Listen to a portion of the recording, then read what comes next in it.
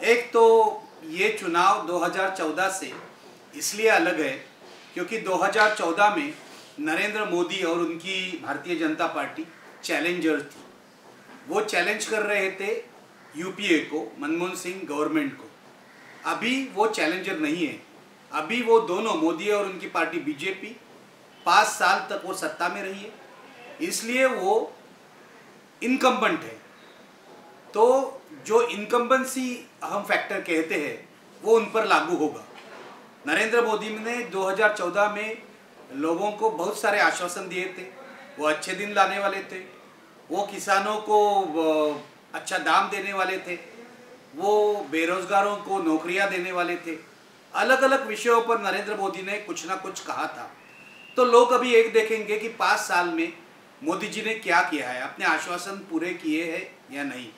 मेरा ये मानना है कि अगर हम मोदी जी ने जो प्रॉमिसेस किए वो अगर लेते हैं तो उसमें से 90% प्रॉमिस जो है वो पूरे नहीं हुए। तो मैं ये मानता हूँ कि मोदी जी की इमेज अभी भी अच्छी है 5 साल के बाद।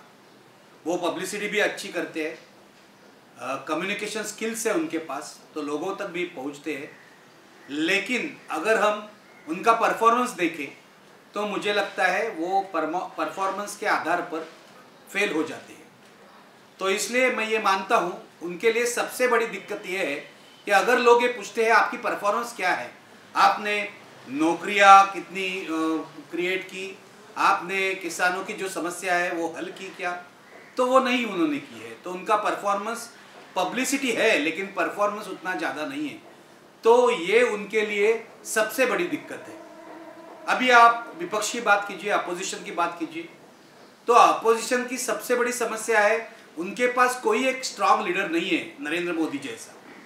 नरेंद्र मोदी के बारे में आप कुछ भी कह सकते हैं, उनकी आलोचना कर सकते हैं, लेकिन वो स्ट्रांग लीडर है। अभी पुलवामा के आतंकवादी हमले के बाद और बालाकोट के हमले के बाद उन्होंने ये बता दिया वापस कि वो स्ट्रांग लीडर है। और इन 2 हमले के बाद उनकी जो इमेज है वो पूरे देश में और भी इम्प्रूव हो गई है। और सब लोग ये कह रहे हैं कि इसका फ़ायदा भारतीय जनता पार्टी को होगा। विपक्ष के लिए मुसीबत ये है कि इस टाइप का जो नेशनलिस्ट कॉज है या फिर देश के बारे में जब हम बात करते हैं तो विपक्ष उसके खिलाफ कोई भूमिका नहीं ले सकता है। तो इस बार कांग्रेस पार्टी ने यह कहा कि जहाँ तक बालाकोट या पुलवामा की बात है, हम तो सरकार के साथ है। तो उस मुद्दे पर वो सरकार की ज़्यादा आलोचना नहीं कर सकते। हालांकि उन्होंने सवाल तो पूछे हैं, लेकिन विपक्ष के लिए सबसे मुसीबत ये है कि अभी तक उनका जो महागठबंधन वो कह रहे थे बनेगा बनेगा बनेगा, वो नहीं बना है। यूपी में अखिलेश यादव मायावती एक हुए हैं, लेकिन महाराष्ट्र में कांग्रेस राष्ट्रवादी एक हुए, उनके साथ प्रकाश आंबेडकर की पार्टी नहीं है। वहाँ बिहार में भी कांग्रेस और आरजेडी एक हो रही है, लेकिन उनमें बहुत सारे झगड़े हैं। हम कांग्रेस के साथ गठबंधन नहीं करेंगे, ऐसा मायावती ने घोषित किया है। तो विपक्ष में यूनिटी नहीं है। और पिछले चुनाव में 2014 के चुनाव में बीजेपी को 31% वोट मिले थे। इसका मतलब उनके खिलाफ जो वोट थे, उनके साथ जो दोस्त थे, पार्टी अलाइज थे, उनके मिलकर 38% वोट होते हैं। तो 62% वोट बीजेपी और उनके अलाइज के खिलाफ थे, ऐसा अगर हम मानते हैं। तो अगर ये 62% वोट एक हो जाते हैं तो बीजेपी को चुनाव में मुश्किल खड़ी होगी, लेकिन ये नहीं हो रहा है।